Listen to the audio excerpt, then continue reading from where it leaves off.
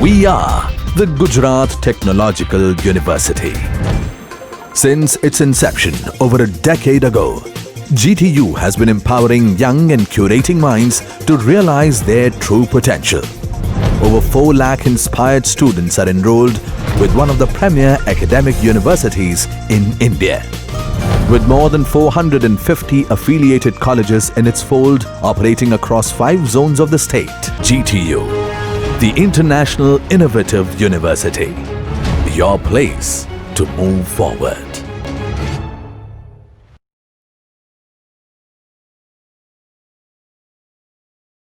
Hello everyone, welcome to lecture series on refrigeration and air conditioning. Myself Keval Suthar, and today we are going to discuss about a topic of psychrometry. So let's begin.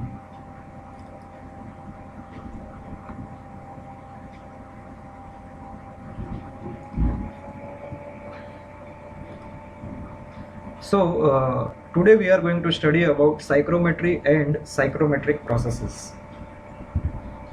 Psychrometry is a science of studying the thermodynamic properties of moist air. Generally, we do not focus on the word moist while we are discussing about air, but apart from having the gases, that means nitrogen, oxygen, carbon monoxide, carbon dioxide, we do have water vapor present in the air. So we are going to study about thermodynamic properties of moist air. The goal of psychrometric studies is to determine the condition of atmospheric air relative to the moist. It includes the study of behavior of dry air and water vapor mixture under various set of conditions. So to elaborate, as you can see in this figure, that the atmospheric moist air consists of 2 things. First is dry air and second is water vapor.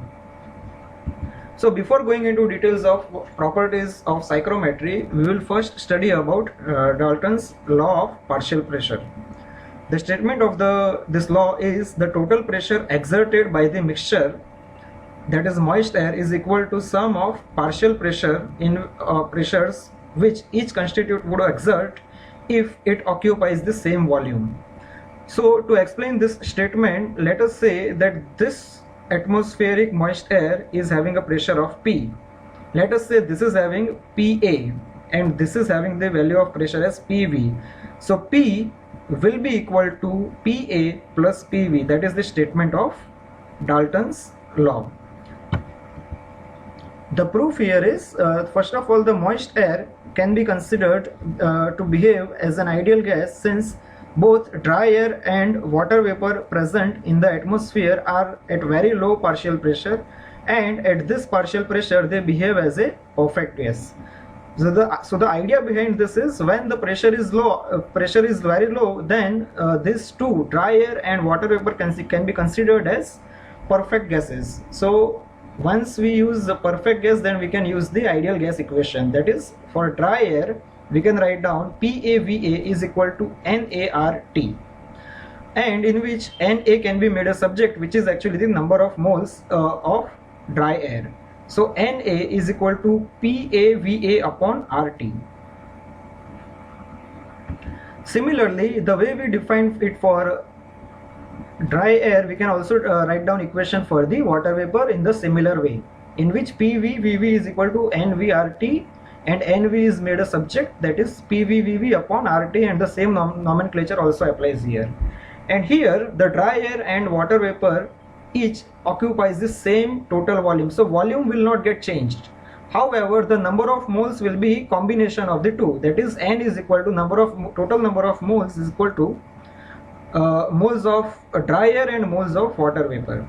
So we can utilize both the equation, that is the first equation which was here and second equation which is here, in the main equation. So we can put it over here and the remaining terms will get eliminated. So we will get the proof as P is equal to PA plus PV. So this is the basic proof. Now going into the psychrometric properties.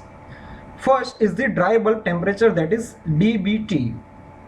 The dry bulb temperature, the air temperature measured by any ordinary thermometer, is known as dry bulb temperature. So this is the normal temperature that we generally measure in our day-to-day life. Now second is wet bulb temperature. It is the temperature reading of a thermometer whose sensing bulb is covered with a wet cotton cord when a rapid stream of air is passing over the wetted bulb. So we need to go through a figure for this.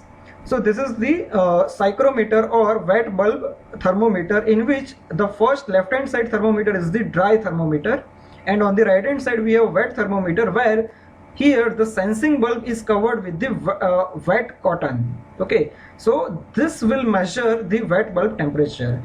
We will definitely go into more details of this in the upcoming videos. So the temperature which is measured by such kind of thermometer is known as wet bulb temperature. Now, wet bulb depression. Wet bulb depression is the difference between the dry bulb temperature and wet bulb temperature at any point. So the difference between the first and second temperature is known as wet bulb temperature, and by intuition you can think that the wet bulb temperature will always be lower than the dry bulb temperature, but why, we will go into detail in the next lecture. Now the next is saturated air. A mixture of dry air and water vapor in which partial pressure of vapor is equal to the saturation pressure of water at the temperature of mixture is called as saturated air. Now we will try to understand this in another way, that let us say that we are having a complete dry air and we keep on adding water vapor in it. So there will be a limit up to which we can add the moisture water vapor inside that dry air, and beyond that we cannot add it, because the air has become saturated, or the water vapor that is consumed is now at full capacity. So we cannot add any further water vapor. So you can go through this statement that if water vapor is added to the dry air, a limit will be reached when the air will be saturated and can hold no more water vapor. We will go into detail of this in degree of saturation also. Now the specific humidity or humidity ratio. It is the mass of water vapor present in 1 kg of dry air, and it is expressed in terms of grams per kg or kg per kg of dry air. So you can go through this formula. The specific humidity is equal to mass of water vapor divided by mass of dry air, that is mv upon ma. Now we will go through a very quick derivation of this specific humidity. That is, let us say Pa is equal to partial pressure of dry air, PV is equal to partial pressure of water vapor, and PB is equal to barometric pressure of mixture. So PB is the general pressure that we measure with our measuring devices. PV and PA both are the partial pressures.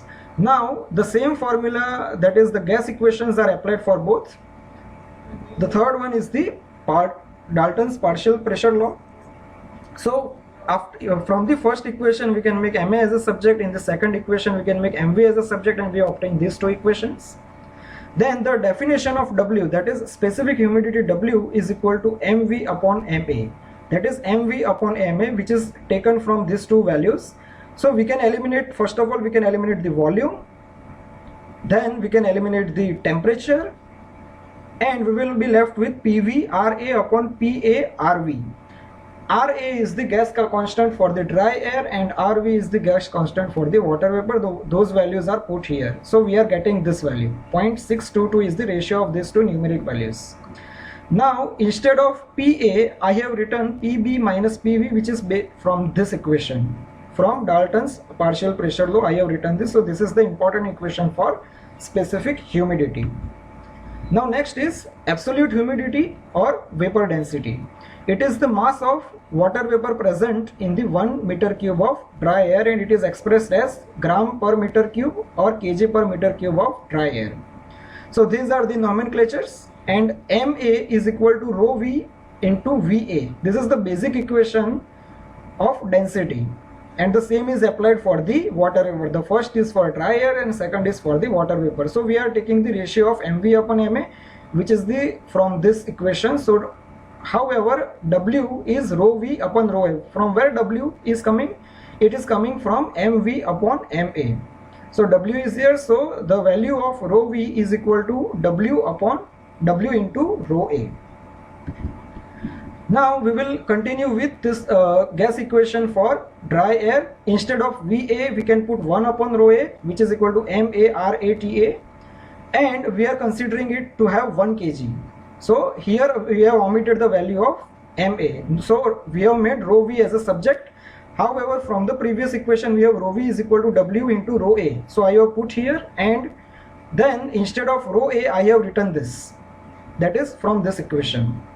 And then we are getting rho V is equal to W PA divided by, instead of PA I have again used Dalton's law of partial pressure, and the denominator is as it is. So rho V is equal to W PB minus PV RA upon RA into TA. So this is the end of our first lecture, and if you have any queries you can put comments, and I will try to explain you as soon as possible. Thank you so much for watching this video.